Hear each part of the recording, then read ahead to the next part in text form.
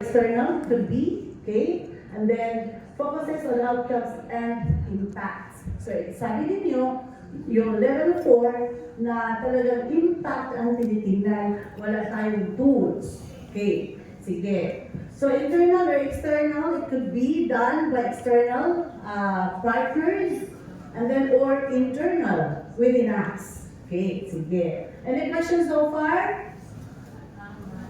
Okay, according to the Organization for Economic Cooperation and Development, OECD, monitoring and evaluation are different but complementary practices. Hindi siya pwedeng mag-separate. Walang divorce dito, no? Sa monitoring and evaluation, talagang partners sila or couple. So, according to OECD, monitoring is a systematic collection of performance data. Alam natin yan. Sabi natin dito, no? Collection of data. But then, it must be systematic. Mayroon dito tayong systematic, no? Na collection of data. So, how systematic are we? Do we have the systems or the streamlined systems so that we'll be able to systematically gather performance data? So if we will be able to use one system for the entire country, ang saya-saya natin, di ba? Why? Because our VP Secretary Sara Duterte always asked us the number of teachers trained, number of school leaders, talagang accurate tayo. If you're going to go to the field and then andun si Secretary, talagang we must be armed with data. Ilan na talaga tayo? 1.1 million na tayo personnel. Ilan mga bata natin? 28.4 million din yan, no? Ilan ba i-train natin? Kinder, grade 1, 4, and 7. Yan. So, talagang kailangan natin may collection, systematic collection of data. And then, evaluation, systematic, and objective assessment. So, we need to assess if we are attaining the objectives that we have articulated in our M&E plan. Kung wala tayong plan, walang mangyari sa buhay natin. Diba? Kahit ano lang gagawin natin, sige saan kayo, mag-monitor, o wala lang, doon lang, nag-as-as ng questions, pagkatapos, may bagyo, lumipad din ang mga nasa utak.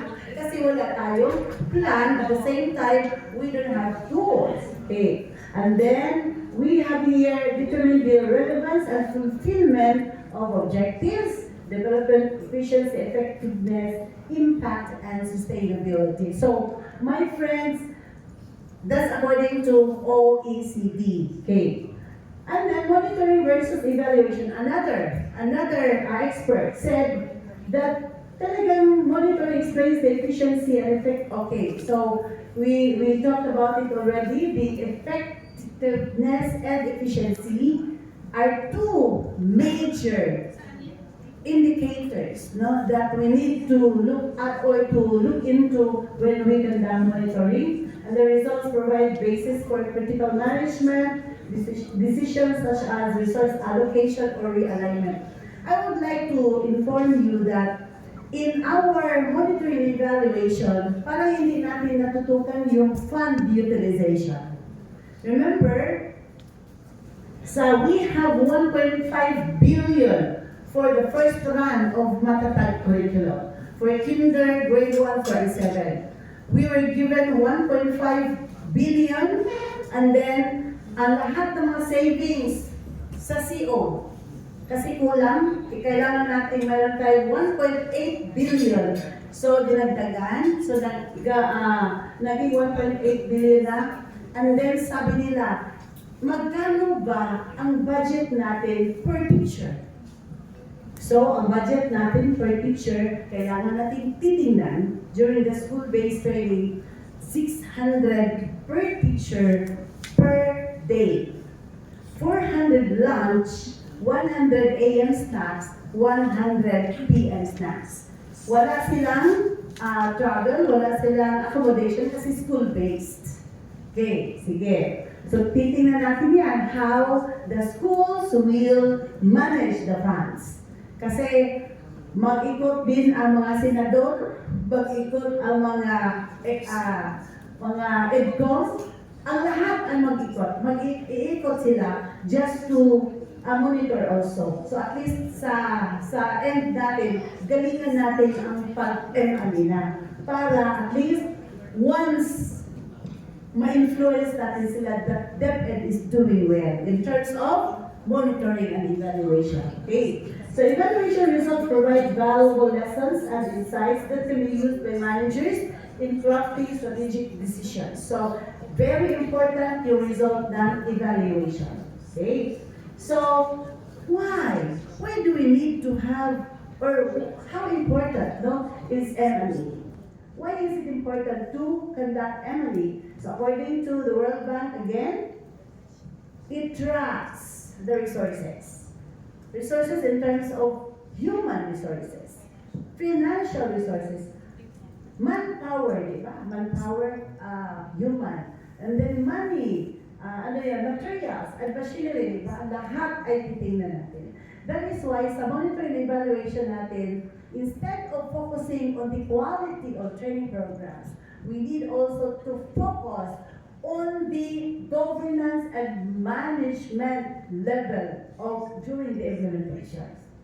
Resources is very important. No? So at least holistic ang dating. Diba? So yun na. So yun ang talagang ginagawa ng team, and then we will be presenting all of these plans to you for you also to give input so that we can have very doable, same time streamlined process of monitoring evaluation. So feedback on progress, improving program effectiveness, informing decisions, promoting accountability. This is very important that all of us are accountable on the conduct of monitoring and evaluation. So meaning, kung sasabihin nila, kasi mag-iikot sila, and then mag-interview sila, sasabihin, magkano ba ang ano ba ang snacks mo? Sabi lang pancham at saka 5 pesos the bread. 100 pesos yung ano mo? So, paano natin yan? Paano natin i-reason out yan? So, and then sasabihin, anong ginagawa ng M&E team dito? Hindi nakita? Baka naman, nag-chat lang. Ano nang kinain niyo dyan? Of course, ang sasabihin ay, especially yung, di ba, hindi natin alam ang mga pangyayari. That is why M&E teams must be very vigilant. Kasi tayo ang mag-report. At least yung report natin ay magamit, no? Para makita nila kung gaano tayo kagaling at paano natin ginamit yung mga resources. And then demonstrating impact, at least for the first time in the Department of Education, with this team of M&E sa region, talagang ang ganda ng resulta. Diba? Parang, kung sabi ni Sepa na nilabot akong balibog na naghihilabot ba? Kaya, ganyan, no, ang mangyari. Okay, and then identifying lessons learned. So, we can have lots of lessons learned if we will be doing lessons learned talaga that would be shared. Na talagang galing, di ba? So, yun ang natin. Ang maging mangyari if we will be doing our respective tasks, following, adhering to the standards that we will be having and tools. Okay? So we have, according to OECD, robust and systematic use, meaning vigorous and healthy M&E use of the monitoring evaluation can, number one, enhance accountability and provide legitimacy for the use of public funds and resources. So kung makita nila na we are using or utilizing the funds properly, judiciously, then they can say, wow, grabe ang trust sa Department of Education. Diba? Pero only 105 people people out of 1.1 million will do the job all throughout the country because we have only 5 core M&E, core M&E members for each region who will be doing the job. 5 lang tayo, kada region 5 lang, di ba? Sige, shall we give ourselves a big round of applause?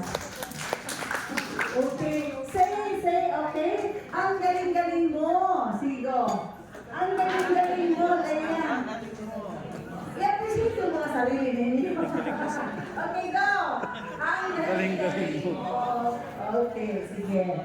Okay, and then we have strengthen strategic planning and policy design. Hopefully, we can have the policy in terms of monitoring and evaluation, and we will start from the MATATAG Curriculum. Okay? And then facilitate policy learning and increase efficiency and effectiveness of spending. So, mind you, my friends and colleagues, all of us will be part of the policy development in terms of monitoring and evaluation. Hindi ako nang doon ako sa central office, sabi ko, naku, parang brain cracking talaga, no? Yung maggawa ng policy. And I am here andyan na siya sa 4A, pero siya ang talagang pinaka-expert natin doon, especially sa M&E, sa Edmer. O sabi ko, bago na siya kasi na-promote din siya, di ba? So, thank you, Sir Edmer, ha? Kung may mga questions, andyan ka, ha? Okay, sige. Thank you very much. And then we have here, we will now have to revisit our BEMEF, no? So, a basic integration monitoring and evaluation framework. We have here adoption of basic integration monitoring and evaluation framework under DepEd Order number 29 Series 2022. Okay, di ba? Sabi niya, dito, this is structures or it's the BEMEF is structures and mechanisms shall be adopted and implemented by all DepEd operating units in all government or governance levels. So ngayon, nagtaka ako, para hindi pa talaga siya na-internalize, no, na-intensify. Kasi we have the structures already and mechanisms. Pero the result, speak otherwise, di ba? Okay. Pero sige lang, either way, we are learning from our experiences. So, this is now the perfect time for us to be singing one song, dancing one, ano ba yun? No? Okay. And then while orchestrating our effort. Okay, action. Sige. And then, we have identified separate operating units with oversight M&E functions and articulates the M&E processes. So, we have already the policy.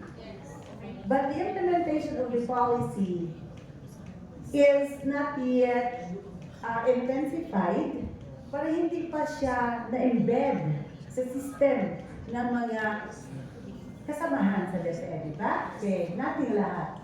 So, objectives, we have establishes BEMEF to ensure that the agency's plans, policies, systems, and processes are geared towards the achievement of organizational outcomes. So, we will look into the outcomes. Why? Our outcomes, ultimate goal, our outcome, what will be? What will be our outcomes? Improved learning outcomes. Pinaka-ultimate goal, to improve learning outcomes of our learners. Okay. Then, the framework sets the performance measures for the agency. So, there is that measure that we need to adhere to or to perform. Then, shall also guide the bureau services, regional and school divisions offices, schools, and learning centers in developing their respective M&E plan. So supposedly, we have the processes, the structures, we can develop our own M&E plan. Because we cannot plan to be implemented all throughout the country because we have unique programs or projects implemented or initiated at our own level. What is important is we have the structure, we have the processes. Ang plan natin ay iba-iba. Kasi iba-iba yung context natin, diba? So, just like what we will be doing on Friday, you will be grouped according to your region and then you are going to make your own plan, correct? Your M&A plan. Okay? And it defines the roles and responsibilities of different operating units in the M&E system and processes. I would like to highlight the roles and responsibilities of the quad being the process owner of the M&E monitoring and evaluation sa level natin. But then, of course, the M&E focal our roles and responsibilities will be dealt with by one specialist. Pero dito, based on BEMEF, ano na natin, i-revisit. Okay? Are we all so far? Are we all good?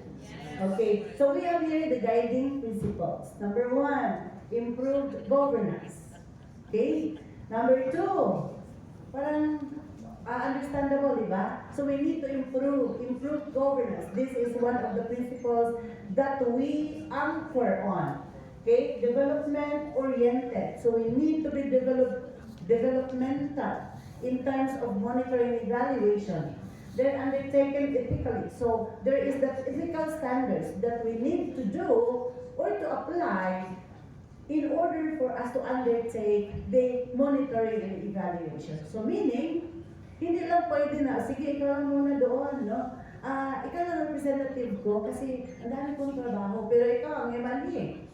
O anong gagawin ng representative mo? And then wala, sabi natin, kulang ng capacity building, hindi na capacitate. So therefore, just collecting the data that we require. But walang processing of the results. We are here utilization-oriented, supposedly. So yun ang problema natin, di ba? Kasi ang dami nating results, and results. Pero how are we utilizing the results? If na-treat natin properly, then na-improve na ang system natin. Na-improve na ang learning outcomes, pero wala. Diba? So, ang dami nating M&E, nag-ESMEA tayo, diba? ESMEA, DMEA, ARMEA, diba? Ang dami. Pero how are we utilizing these results? Major questionable siya. Okay, methodologically sound and appropriate. Yes, we have the methods on how to collect data. We have the M&A tools. We have the methods how. Pero, ayun yun. Pero, paano natin siya ginagawa? Operationally effective? That's correct. No? So, meaning, we are supposedly having this M&E processes because we want to achieve or operationalize our system, our policies, and everything that we set up or we set. Pero dahil ang daming mga bottlenecks, ang daming mga blocks, no, in order for us to be swift or smooth in the implementation of our programs. And then, this is very important. Also, shared responsibility. So meaning, everyone is responsible. Not just only the M and the PWG. Everyone is responsible. The program owner, the implementers, and everyone. But, sabi ni Ma'am kanina, wala tayong tao, di ba? Wala mga vocal. Ikaw na lang naiwang mag-isa. Totoo yan, di ba? Team kayo.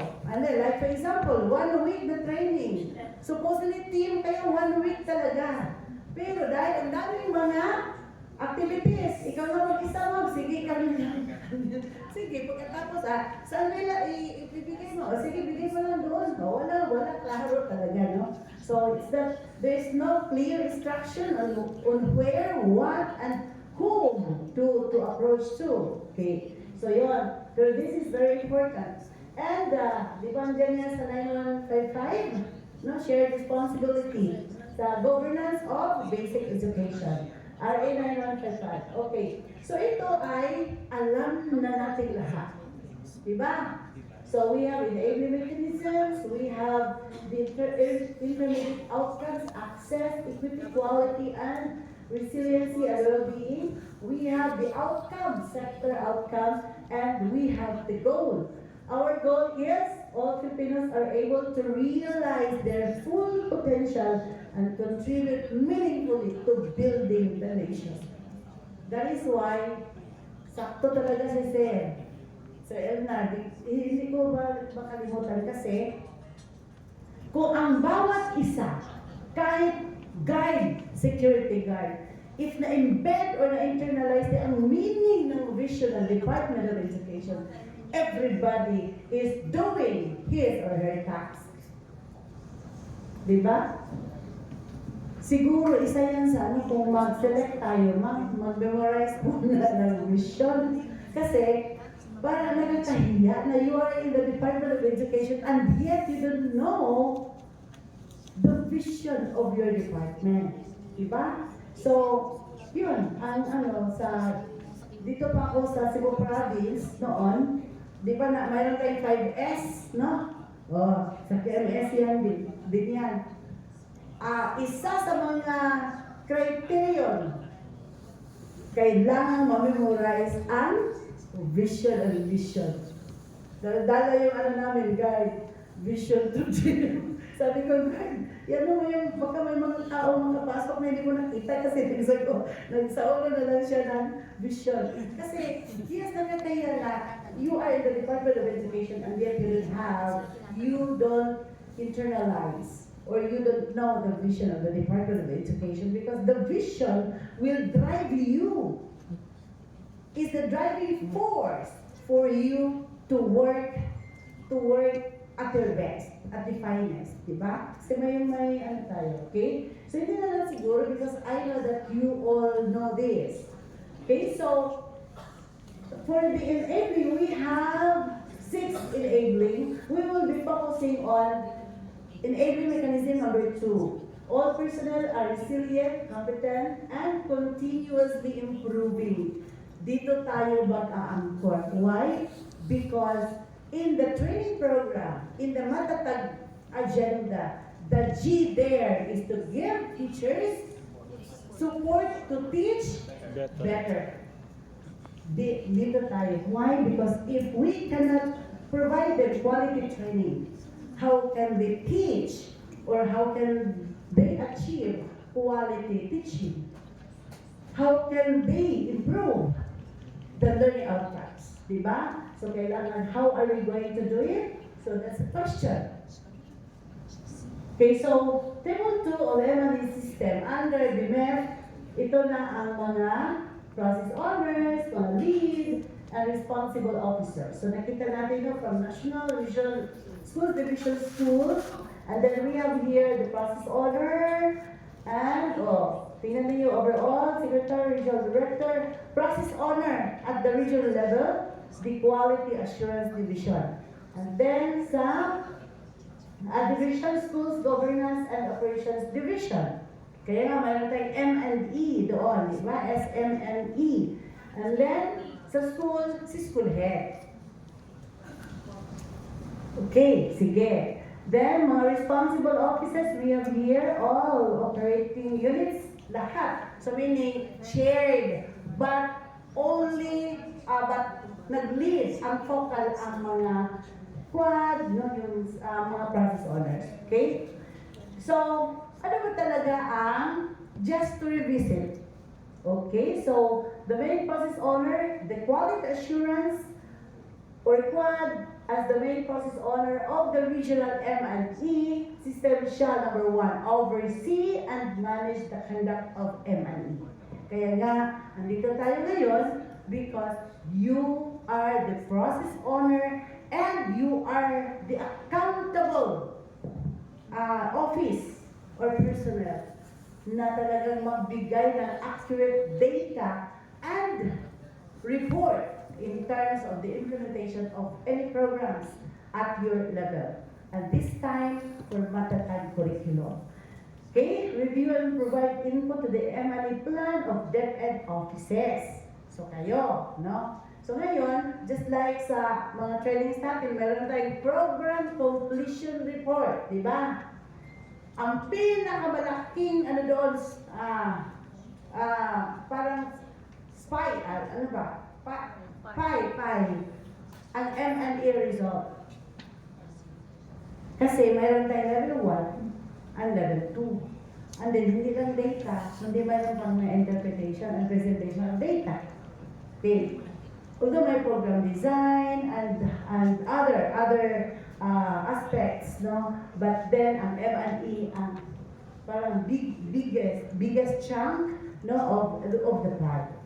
Okay, and then consolidate and analyze M&E reports from region. So meaning, kayo rin dito ay mag-consolidate, no? So, pero, we would like to make our task easier this time because we will be having our technology. Okay, so at least, mag-supervise kasi hindi madali yung trabaho ninyo. Diba? Okay. And then we have here, maintain the original database which contains data information gathered from M&E activities. Okay, can be accessed, managed, and updated. Lead the conduct of quarterly program implementation review. Supposedly, kayo na doon. Siguro you are doing this, right? PIR. Okay? Congratulations everyone, no? So, pero, kumusta naman ang reporting natin? Kumusta ang utilization ng PIR result? Ha? Okay. So, yun na, no, mga practices natin na maganda. Okay? Okay? Oversee and provide assistance in the conduct of evaluations of regional programs. Lahat ng mga programs, PAPs, programs, activities, and projects. And then provide technical assistance and capacity building support to regional and school division operating units on the management of the conduct of M&E. So yun ang trabaho ng mga Kwame. Okay, so that is why we have here the orientation workshop on the monitoring evaluation of the MATATAG. We need to contextualize the BEMEF in the implementation of the MATATAG curriculum. And we will be doing this for 3 until the full cycle will be done. This year, Kinder 4, 1, 5, 7. Next year, 2, 5, and 8. Next year, 3, 6, 9, and 10. Next year, 11 and 12. So we will be together for the remaining 3 years. Oh, di ba?